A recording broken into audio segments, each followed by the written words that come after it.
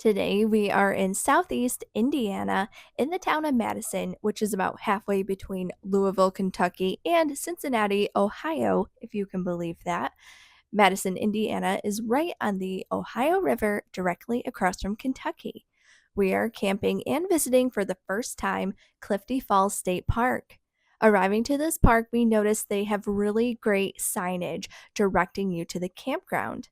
When we pulled in, there was a small entrance building, but it was not staffed.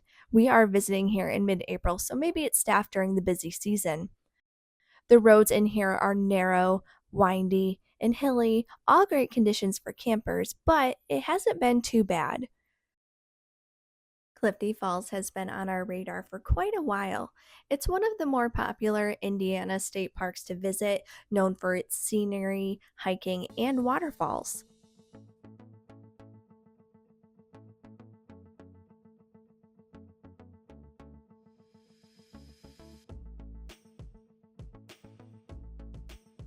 Prior to getting to the campground, you will pass a dump station on the left. There's a check in booth here, but it was not staffed either, and there wasn't even a map so that we could find our site. Instead, we just drove around following the numbers until we found it. There are two sides to this campground, one for electric on the left and one for primitive on the right. Driving through the primitive campground, some things I noticed were all the pads here were gravel. A lot of the pads were smaller. The majority of them were back in, but there were a few pull throughs. They were all fairly open, so I think you would get good solar here. And they're all spaced out relatively nicely versus being crammed together. Each site comes with a picnic table and fire pit. There's also a bathhouse on this side with showers.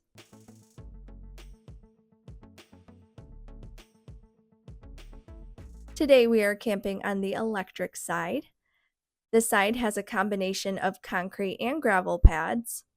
Some are pull through and some are back in.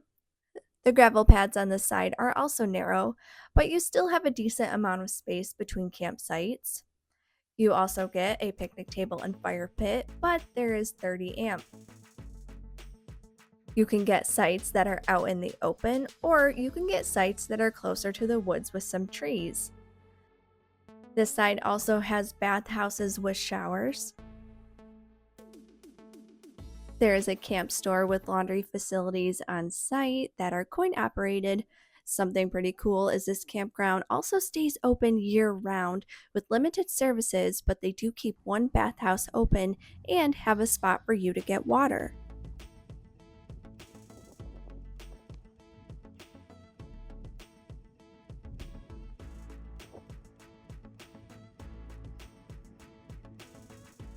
As far as things to do in the park, there are a lot of hiking trails and even some waterfalls.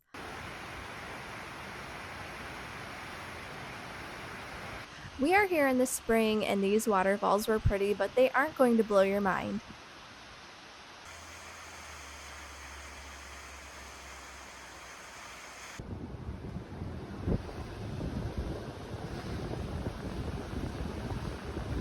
Hiking here was also pretty crazy.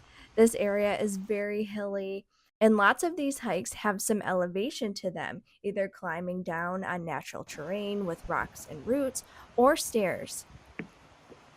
But the hikes here were very interesting and worth exploring.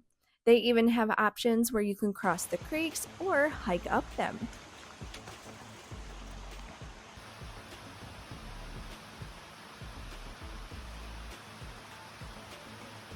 Something else interesting is the state park is very close to industry. Whenever I think of a state park, it usually involves nature and natural settings. It was interesting to see big steam stacks in the background. Kind of neat for something different. Our next stop in Indiana is all the way north to Indiana Dunes. Here, both national and state parks protect the dunes, lakeshore, forests, rivers, and wetlands. Both parks have campgrounds, but we are staying at the state park campground because it offers electricity and it's still pretty chilly here in mid April. The sites here are spaced out nicely and the pads are cement, which is very nice to have for a change. Another tidbit: the National Park Visitor Center offers free overnight parking, and we have taken advantage of this in the past. We found this area very unique. It's not a huge national park full of wilderness where you can just go out on a trail, escape society, and hear silence. Here, it's pretty close to a major interstate, and there's industry smack in the middle of the park with steel mills, a shipping port, and a power plant.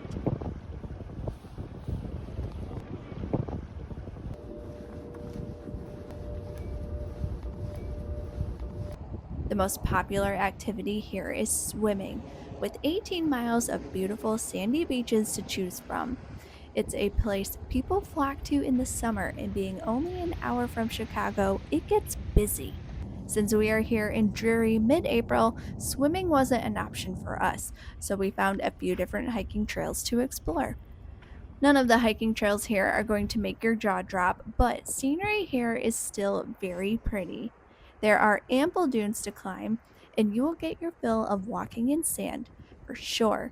But climbing a dune and getting a beautiful view of Lake Michigan can't be beat.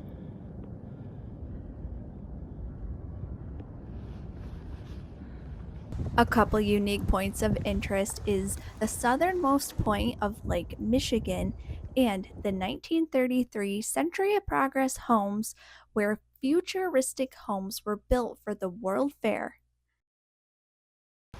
Unless you plan to spend some time at the beach or take advantage of the birding migrations that happen here every spring and fall, this park won't be too exciting for you to visit and would probably only take you a day to explore.